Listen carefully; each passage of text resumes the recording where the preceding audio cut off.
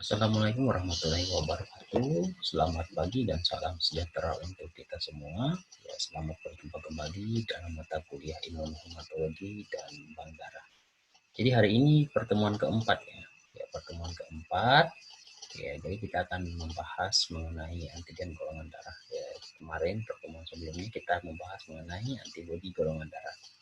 Untuk bahan kajian yang harus kita pelajari pada hari ini ya terkait masalah definisi apa sih antigen golongan darah itu, terus jenis-jenisnya apa saja, dan salah satu atau beberapa studi kasus atau contoh kasus yang terkait dengan antigen golongan darah. Baik, pertemuan yang lalu mungkin kita sudah saling kenal ya, atau mungkin juga kemarin ada yang belum masuk juga ingin kenalan dengan Pak ya. Ini alamat Pak itu di Kapuas, Jalan Kapuas Timaan nomor 26 ya. Ini email Pak ya, silakan kalau ada hal-hal penting atau tugas silakan email di sini. Biasanya email ini alamat untuk kirim tugas. Pak juga punya Instagram, WhatsApp, akun YouTube juga punya. Ya. Nanti di sering-sering saja. Oke baik, ya ini adalah poin pembelajaran kita, yaitu definisi jenis-jenis antigen dan studi kasus. Jadi sebelum kita masuk ke materi inti, Pak ingin menayangkan salah satu video dan Pak minta tanggapan ya terkait video ini. Ya, selamat menyaksikan. In Japan, innovations in the field of life science have been transforming our society so that people can live longer, healthy lives. For example, big biometric data gathered continuously every day will alert users to an illness before there are any outward signs, enabling them to receive prompt medical treatment. With new medical and communication technology, patients will be able to consult with doctors anywhere, anytime. VR surgical simulators will enable more advanced examination and diagnosis. The knowledge and technology of myriad physicians will be compiled into a multidimensional, shareable database, improving medical technology as a whole to help eliminate the current disparity in the level of medical care among patients. Diagnostic imaging, which has become fast and accurate thanks to deep learning, is contributing to the early detection of diseases that have been difficult to diagnose. This will enable doctors to spend more time with their patients and reduce the physical and economic burden on patients. Japan aims at realizing Society 5.0, a technology-based, human-centered society.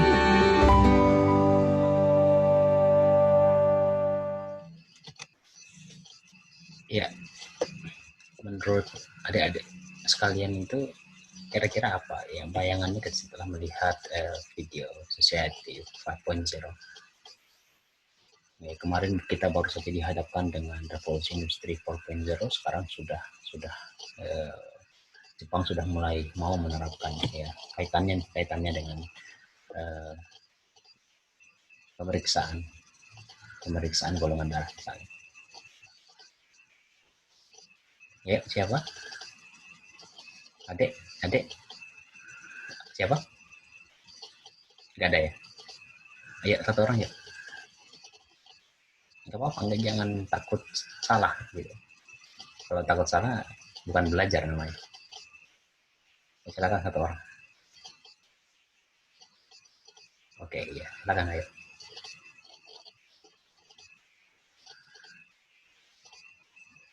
Iya, oke. Baik, nggak apa-apa. Oke.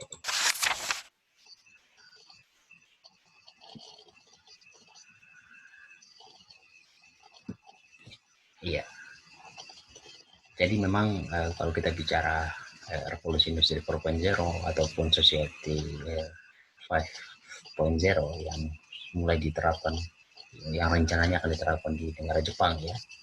Kalau kita bicara teknologi, apalagi kita ya, teknologi laboratorium medik ya, Kalau saat ini mungkin kita hanya mengenal metode ya, kenal atau mungkin sudah pernah lihat cara pemeriksaan golongan darah yang begitu manual ya. Tetapi arah kedepannya perkembangan teknologi itu akan menuntun orang semakin cepat ya, karena tuntutan waktu sih. Jadi mungkin akan ada teknologi entah berupa scanner, itu orang tinggal ngecek aja tab, wah golongan darahnya itu berdasarkan antigen ya, antigen dicek. Nah sekarang kalau ada searching di Google Scholar tuh cari artikel itu banyak sekali penyakit-penyakit yang mengkaitkan dengan antigen golongan darah. Mungkin kedepannya ketika proses pelayanan penyakit atau mungkin upaya-upaya preventif, upaya-upaya pengobatan, terapi atau tindakan kuratif sekalipun uh, akan mengelompokkan. Ya. Jadi mungkin bisa jadi ya, setiap penyakit itu akan diobati berdasarkan golongan darah. Dan itu golongan darah itu ditentukan oleh komposisi antigen di permukaan sel eritrosit manusia ya. Ya ini mungkin sempat kita bahas ya, tapi sedikit sebagai brainstorm ya terkait golongan darah ya, tipe golongan darah ya. Mungkin secara umum kita itu hanya mengetahui golongan darah itu hanya golongan darah A, B, O ya, dan resus ya. Tetapi sebenarnya ada banyak golongan darah ya. Perhatikan ya, gambar di sebelah kanan ini. Ya ini katakanlah sel eritrosit ya.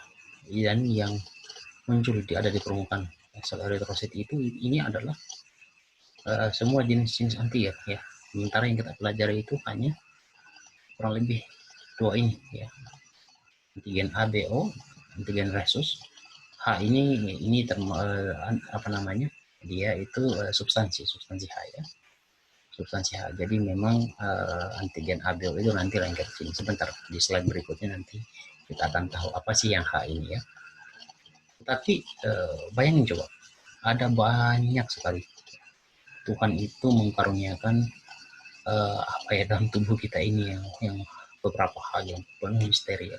Kita pun bahkan kita nggak ngerti gitu apa yang ya itulah kuasa Tuhan ya dalam satu sel ini. Kadang kita dibuat bingung cuma satu sel eritrosit, ukurannya pun kalau kita lihat di bawah mikroskop itu kecil sekali ya, tetapi itu sudah bisa membingungkan kita ya. Ya itulah kenapa kemudian Pak menunjukkan video Society 5.0 yang tadi itu ya, mungkin arahnya mungkin akan lebih canggih lagi, bisa jadi 5 atau 10 tahun ke depan ditemukan lagi antigen yang baru ya, walau Oke, ya ini beberapa kaitannya dengan yang gambar yang tadi ya, apa namanya, antigen ABO dan resus ya, letaknya pada kromosom dan gen ya. Ini gennya, ini kromosomnya ya, dan beberapa antigen yang lain. Ya, jadi kalau misalnya adik-adik ingin membaca lebih lanjut, di sini ada salah satu artikel online ya, artikel online yang diproduksi oleh .antigen.com ya. .antigen.com itu di situ dikatakan kurang lebih ada 50 jenis antigen ya. Tapi ada juga beberapa referensi yang mengatakan lebih dari 50 ya. Walau alam ya, orang Pak saja itu tidak bisa membayangkan ya betapa banyaknya ya. Dan itu masih penuh misteri ya. Kalau kita mengkaji itu mungkin sampai rambut ini rontok pun ya, rambut ini rontok pun kita tidak akan habis ya untuk membahas ya. Dan itu baru bicara antigen ya. Ya. Baik, bergeser pada halaman berikutnya untuk yang ini jenis antigen ya, terkait dengan antigen ABO itu di sini ada antigen A, antigen B, antigen AB, dan untuk golongan darah O tidak punya antigen ya. Ada yang tahu? Sudah ada yang tahu ya, untuk antigen golongan darah itu apa sih biasanya dikenal dengan istilah apa? Kalau antibody itu agglutinin, kalau antigen? Ayo siapa? Antigen? A? Ya betul, agglutinogen ya. Agglutinogen atau antigen ya. Antigen untuk golongan darah biasanya lebih familiar dalam dunia medis itu dikenal dengan agglutinogen ya. Baik itu agglutinogen A ataupun agglutinogen B ya. Jadi di permukaan sel eritrosit itu semua antigen ini diekspresikan. Jadi keberadaan antigen di permukaan sel eritrosit itulah yang menentukan golongan darah seorang. Manakala di situ ada agglutinogen A di permukaan sel eritrosit seseorang, ya berarti orang itu memiliki golongan darah A. Sebaliknya jika B, orang itu memiliki golongan darah B. Jika memiliki kedua-duanya, orang itu memiliki golongan darah AB. Jika tidak memiliki antigen, orang itu golongan darah O. Simpel kan? Ya, simpel ya. Sudah sampai di sini sudah jelas semua. Ada yang ingin ditanyakan? Belum, masih bingung. Enggak apa-apa. Kita sama-sama belajar ya. Selain ABO ada sistem golongan darah rhesus ya. Kalau rhesus itu cuma 2 ya. Rhesus positif dan rhesus negatif. Kita Indonesia itu rata-rata mayoritas rhesus positif ya. Rhesus negatif juga ada tapi jarang ya. Jarang. Dikit sekali ya. Data statistik tahun 2010 itu aja kurang lebih 1,2 juta kalau Pak tidak salah ya.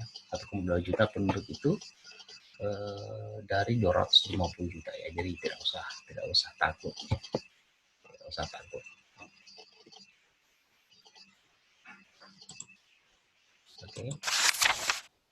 Oke. Jadi penyusun antigen di permukaan sel eritrosit itu ada namanya substansi H. Nah, substansi H ini berguna untuk pembentukan ya. Untuk pembentukan ya. Apa sih komponen-komponen dari substansi H ini? Apa sih gunanya dia? Dia sebagai prekursor ya, substansi prekursor atau substansi yang mendasari gitu. Ya, mendasari. Ya, misalnya nih golongan darah A itu mempunyai antigen A atau agglutinogen A dan substansi H tadi ya, substansi H. Golongan darah B itu mempunyai antigen B dan substansi H gitu. Sementara golongan gen O itu tidak mempunyai antigen ya, golongan darah maksudnya ya, mempunyai antigen ya. Yang dideteksi dalam pada permukaan sel eritrosit itu hanyalah golongan darah O ya. Tetapi hanya ditemukan substansi H saja sehingga yang namanya antigen H ya. Ya pada subgrup kalau bicara subgrup ini sebenarnya harus ada kajian tersendiri ya, karena memang dia pemeriksaannya dan kajiannya juga lebih cenderung ini ya, cenderung harus lebih spesifik lagi ya. Tapi Pak hanya menampilkan sedikit saja ya, terkait subgrup. Jadi ada subgrup golongan darah A itu ada subgrupnya, ada golongan darah A1 ya, dan golongan darah A2 ya. Tetapi pada kenyataannya memang ini sangat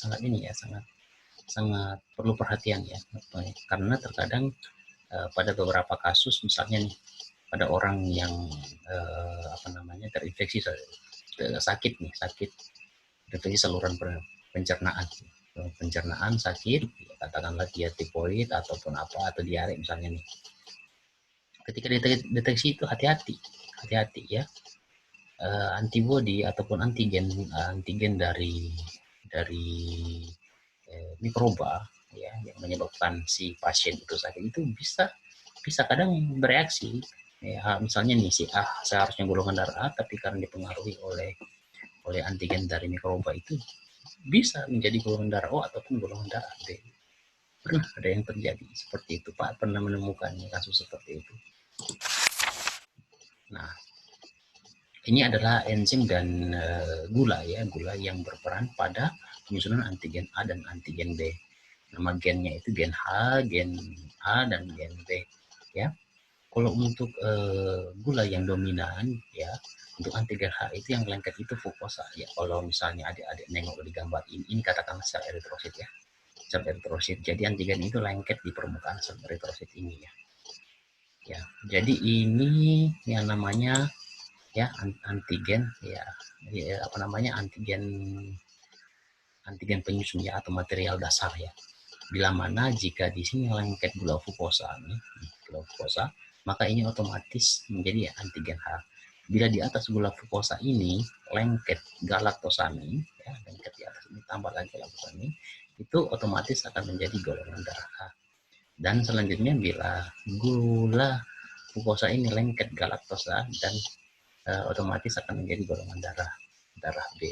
Bila lengket kedua-duanya, orang itu menjadi golongan darah AB ya. Bagaimana yang ditunjukkan pada gambar berikut ini ya. Ini perhatikan nih.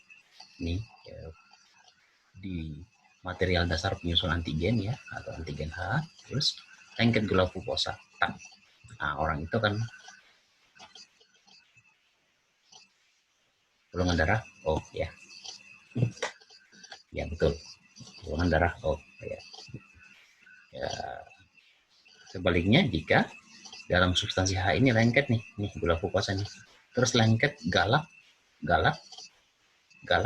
toh galaktosamin ya, itu golongan darah galaktosamin ya. Kalau B galaktosa ya, lengket nih galaktosamin di atasnya, jadi singkat galak nih ya.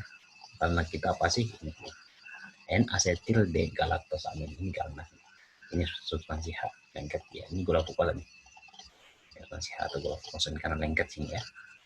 Nah, lengket tak galaktosaminnya lengket tak. Nah, oh, ini golongan darah A. Oke, golongan darah B nih, untuk golongan darah B substansi H lengket nih, gula glukosa ini nih, jadi ini substansi H nih ya, antigen A itu lengket galaktosa nih. Nah, jika punya kedua-duanya maka orang itu golongan darah AB. Nah, ini tadi sempat kita bahas tadi ya di slide yang sudah terlewati tadi, itu terkait subgrup ya. Jadi A1 ada A2, tetapi 80% orang punya fenotip nih, ya, PH ini fenotip ya, fenotip A1 ya, dan 20% ya fenotip A2. Tapi A2 ini cenderung lemah ya, bahkan dapat sebagai golongan darah O. Itulah ya tadi yang Pak katakan di awal tadi itu ya, banyak faktor yang mempengaruhi dan sampai kini masih menjadi misteri ya, walaupun secara perlahan-lahan bisa dibuktikan dengan penelitian-penelitian tertentu, dengan pembuktian ilmiah, tetapi kita mampu ya, minimal kita mampu memahami dulu biar kita tidak salah mentafsirkan ya. Apalagi juga seorang ATLN itu ini ya sangat riskan ya, jika salah mendiagnosa penyakit maka kita juga apa namanya ya, tidak berdampak fatal kepada pasien, kita sangat berdosa sekali ya. Jadi hati-hati ya, dan memang harus kita paham. A2B kadang bereaksi, kadang-kadang deteksi sebagai golongan darah B. Nah, ini karena memang komposisinya sih yang ini ya, walau alam sampai saat ini masih menjadi misteri. Kemungkinan mungkin karena faktor genetik atau mungkin faktor turunan kayak faktor transfusi ya, faktor genetik dan faktor kemungkinan pernah mengalami transfusi darah ya. Kalau ingin diteliti silakan, ini bagus, ini topik menarik nih. Kalau misalnya ada yang ingin meneliti tentang subgrup ini.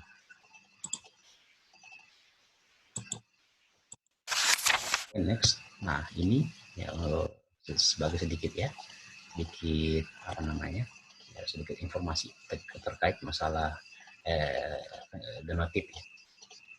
Mungkin di masyarakat ya, adik-adik pernah mendengarkan nih, misalnya nih, ayah saya golongan darah A, ibu saya golongan darah A, kok saya golongan darah O.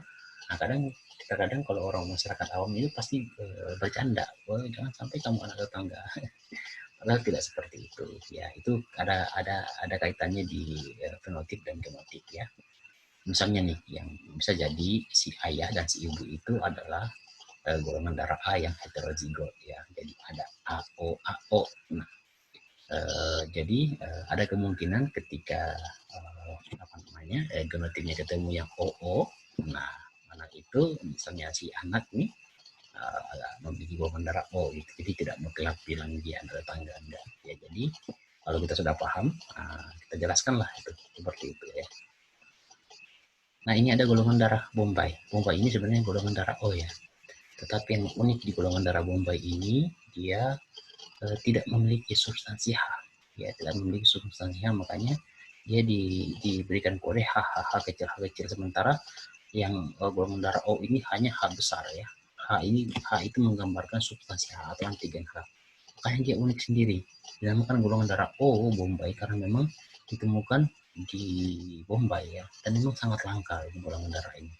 Nah, sementara yang ini adalah antigen untuk yang resus ya, antigen resus. Yang mana yang merah ini adalah antigen, komposisi antigen untuk RH positif ya, di mana di ini cenderung D-nya itu lebih dominan ya. D-nya itu lebih dominan ya. Sementara yang D kecil ini, oh sorry ini ya, agak terlewat ya, yang D kecil ini, yang ini harusnya ini RH apa namanya, RH positif ya, karena D-nya D besar ya. Kalau D-nya D kecil ini RH negatif ya. Ini terlewat nih sedikit. Ya ini tadi Pak sudah sempat singgung terkait masalah jumlah apa namanya, jumlah penduduk atau orang yang memiliki golongan darah harus negatif ya, cenderung sedikit ya kalau untuk Indonesia, sedikit ya. Ya, jadi mungkin sebagai apa namanya, sebagai bahan yang harus diingat bahwa golongan darah A harus negatif hanya diterima golongan darah A harus negatif ya. Darah golongan darah B harus negatif hanya diterima golongan darah B harus negatif, dan O harus negatif ya. Sebagaimana nanti di sini akan dijelaskan pada video ya. Silakan dilihat. Mungkin kalau dengan video ini bisa lebih jelas ya. Ini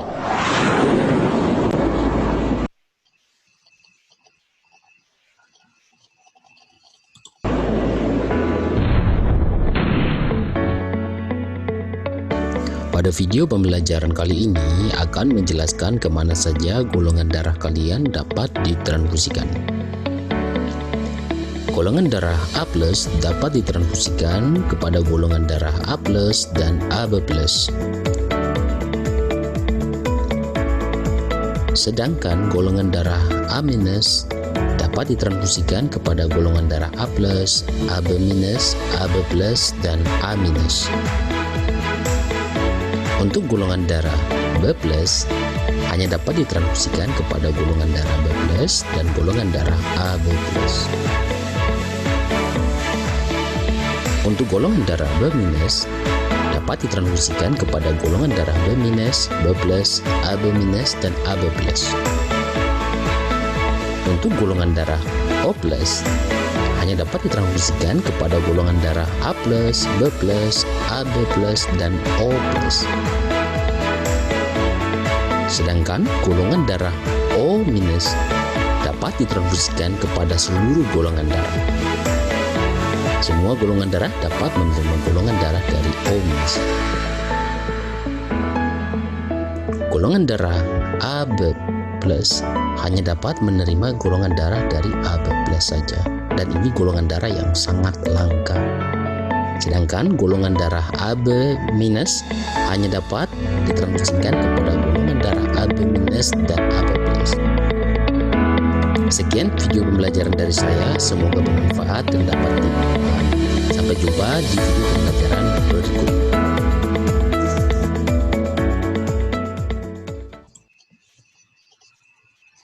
Ya, nanti videonya Pak bagikan, Pak share ya. Materi ini nanti akan Pak share ya. Tambahan ya, tambahan untuk adik-adik sekalian di sini. Ini kaitannya dengan video yang Pak share di awal tadi itu sesuai dengan Konwero. Sekarang arah penelitian itu sudah mengkaitkan. Nah, ini adalah salah satu penelitian terkait golongan darah ya, kaitannya dengan COVID itu. Di sini diungkapkan bahwa golongan darah O itu memiliki resiko yang lebih rendah ya, ketimbang golongan darah non-O ya. Orang dengan golongan darah A dan B itu memiliki resiko yang cenderung besar ya. Nah di sini ya, jadi ini di bawah ini ada sumbernya ya, nanti silakan diklik saja, di searching kalau misalnya dibutuhkan ya. Jadi di sini kalau kita lihat nih golongan darah A ya cenderung lebih dominan ya. Wow, ini maksudnya ini jumlahnya ya. Ini untuk pasien yang inkubasi atau isolasi mandiri ya, ini yang meninggal golongan darah lebih dominan. Ya. Nanti ada juga searching ya, searching di Google Cendekia atau Google Scholar, di situ banyak sekali ya yang mengkaitkan dengan penyakit kanker ya di sini, dan beberapa penyakit ya. Sejumlah penyakit ini ya, malaria ya, penyakit infeksi maupun penyakit non infeksi kita akan dipelajari, itu ada banyak sekali ya. Kalau mau ditentukan tahunnya tinggal centang aja nih tahunnya di sini ya. Saya rasa adik-adik sudah tahu semua kan cara membuka Google Scholar ya. Nah ini Ini ada tugas ya, sebagai akhir penutup itu Pak kasih tugas. Tugas nanti dibuat 3 kelompok ya. Ini ada 3 isu nih. Ya, ibu hamil memiliki golongan darah harus negatif dan suaminya resus positif. Apakah kemungkinan yang terjadi ya? Apa kemungkinan apa yang terjadi? Sorry, ini double tulisannya ya. Ya, selanjutnya ibu yang RH dan bayinya resusnya ibu dan bayi itu tidak cocok, kira-kira apa yang terjadi? Misalnya ibunya RH positif atau bayinya RH negatif, kira apa yang terjadi? Isu yang selanjutnya itu bagaimana sih upaya preventif dan kuratifnya? Silakan dibagi ya, dibagi menjadi 3 kelompok ya, cari artikel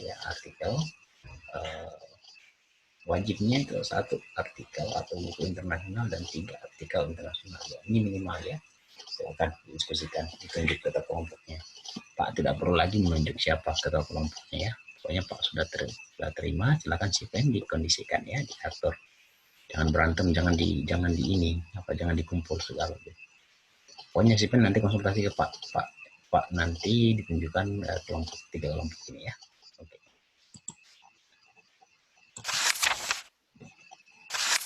Oke. Nah, ini ada beberapa referensi ya, terkait dengan antigen golongan darah ya. Ini juga dicari Google Scholar. Nah, ini dicari NCBI, itu ada buku, tapi keluaran tahun 2005 kalau tidak salah. Ya tinggal diklik saja, di sini ada bentuk PDF-nya kalau mau dipilih. Klik cek. Oke. Nah, di sini juga di Google Cendekia mau cari referensi juga banyak. Tinggal masukkan aja blood antigen-nya. Ya memang sih kalau kita masukin bahasa Indonesia tidak muncul, tapi kalau masukin bahasa Bengkulu ini muncul blood antigen ya. Tidak mau, kita harus belajar ya.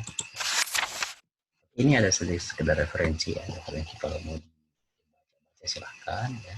Dan ini ada kata motivasi yang bagus sekali dari Ali bin Abi Thalib ya. Ilmu itu lebih berharga dari harta. Kenapa? Karena harta kamu yang menjaganya, sedangkan ilmu itu yang menjaga kamu. Ya itu saja mungkin dari Pak untuk pertemuan hari ini ya. Lebih dan kurangnya mohon dimaafkan ya. Ada pertanyaan sebelum Pak akhiri? Enggak ada, sudah jelas semua ya. Oke, nggak apa-apa. Kalau misalnya ada yang ditanyakan silakan dijawab di WA ya. Oke, sekali lagi ya Pak, mohon maaf jika ada salah-salah kata ya. Akhir kata, Assalamualaikum warahmatullahi wabarakatuh.